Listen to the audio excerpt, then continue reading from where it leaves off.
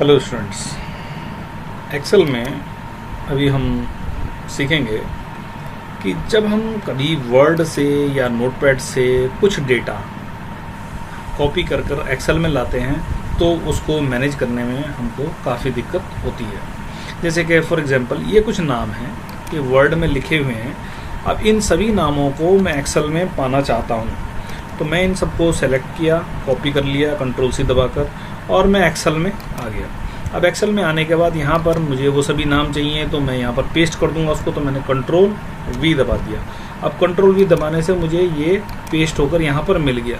लेकिन असल में आप देखें ऊपर फार्मूला बार में देखें, ये सारे नाम एक ही सेल में आ रहे हैं। इस सेल में कोई नाम नहीं है। देखिए ऊपर फार्मूला बार में कुछ नहीं आ रहा है, ये सिर्फ आपको दिख रहा है। असल में ये जो है कि इस प्रकार से आया है डेटा, एक सेल के अंदर ही सारे नाम आए हैं। अब ये एक सेल के अंदर ही जब सारे नाम आ गए हैं तो मुझे तो ये ऐसे नहीं चाहिए था, इस तरह तो कोई यूज़ नहीं है मेरे लिए इसका। तो अब मुझे इसका आगे फर्दर कैसे करके मैं इनको अलग अलग करूं, कैसे करके मैं इन सबको अलग अलग कॉलम्स में भेजूं, तो उसको करने के लिए मुझे आगे करना क्या होगा कि मैं डेटा टैब में जाऊंगा और डेटा टैब में जाके टेक्स्ट टू कॉलम्स नाम की ऑप्शन का प्रयोग करूंगा। मैं इस पर क्लिक करता हूं। अब यहाँ पर मुझसे पूछा जाता है कि क्या आपका डेटा डिलिमिटेड है या फिक्स्ड विड्थ का है।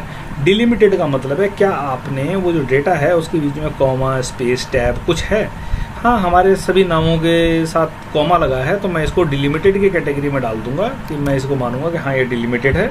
और उसके बाद मैं नेक्स्ट पर क्लिक करूँगा। उसके बाद वो पूछ रहा है मुझसे कि आपका डिलीमीटर क्या है, तो मैं बताता हूँ इसको कि मेरा डिलीमीटर एक नाम को दूसरे नाम से अलग करने वाला जो चिन्ह है वो कॉमा है। उसके बाद मैं नेक्स्ट पर क्लिक करता हूँ और उसके बाद मैं इसको फिनिश कर देता हूँ। तो मैं पाता हूँ कि मेरे सभी नाम अलग अलग रोज़ में आ गए। लेकिन अब अगली समस्या ये है कि ये सब मुझको ऐसे नहीं चाहिए थे, तो मैं कोई बात नहीं कंट्रोल सी दबाता हूँ। उसके बाद मैं जहाँ पर भी मुझे ये नाम चाहिए वहाँ पर जाकर राइट क्लिक करता हूँ। पेस्ट स्पेशियल करने के बाद मैं इसको ट्रांसपोज कर सकता हूँ। ट्रांसपोज एक ऑप्शन है जो रोज़ को कॉलम में और कॉलम को रोज़ में रखने का में मदद करती है। तो अब ये नाम मेरे लिए ज़रूरी नहीं है, मैं इनको हटा सकता हूँ। तो इस तरह से मैं इस डेटा को पा पाऊँगा। तो ये छोटी छोटी जो प्रॉब्लम्स हैं कि हम वर्ड से डेटा को या नोटपैड से डेटा को जब एक्सेल में लेकर आते हैं तो वहाँ पर एक भारी समस्या हो जाती है कि उनको अलग अलग कैसे करें।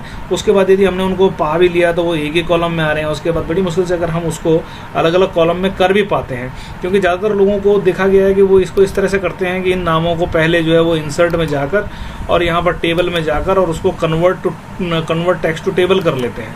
और उसके बाद जब इसको इस तरह से टेबल में बदल लेते हैं, फिर इसको कॉपी करते हैं और फिर यहाँ एक्सेल में आ जाते हैं और यहाँ पर आने के बाद इसको फिर पेस्ट कर देते हैं। तो ये पेस्ट तो हो गया, लेकिन उसके बाद जो है उनको डेटा इस फॉर्मेट में चाहिए था, उनको डेटा ऐसे रो वाइज चाहिए था, कॉलम वाइज नहीं चाहिए था। तो अब यहाँ पर दिक्कत ये आती है कि इससे आगे वो कैसे करें।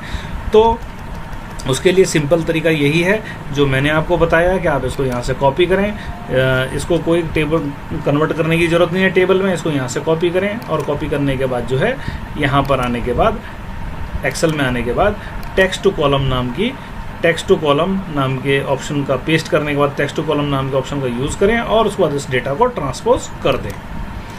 आई होप आपको समझ में आ गया होगा ये।